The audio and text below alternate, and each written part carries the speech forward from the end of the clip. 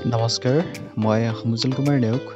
আজি আলোচনা কৰিম সাহিত্য সৌৰভ একাদশ শ্ৰেণীৰ পাঠ ধনৰ ব্যৱহাৰৰ কেইটামান প্ৰশ্নৰ উত্তৰ বিষয়ে। লিখক সত্যনাথ বৰা। ১ নম্বৰ, কৃপণ লোকৰ দুই ধৰ্ম কি? উত্তৰ, লাজ ঢকা আৰু প্ৰাণ প্ৰৱটোৱা কৃপণ লোকৰ দুই ধৰ্ম।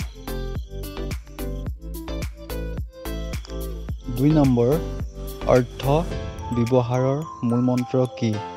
উত্তৰ, অৰ্থ ব্যৱহাৰৰ মূলমন্ত্ৰ হৈছে আয় অনুসৰি ব্যয় কৰা। ৩ নম্বৰ, দৰিদ্ৰ হোৱা চিন কেনেকুৱা?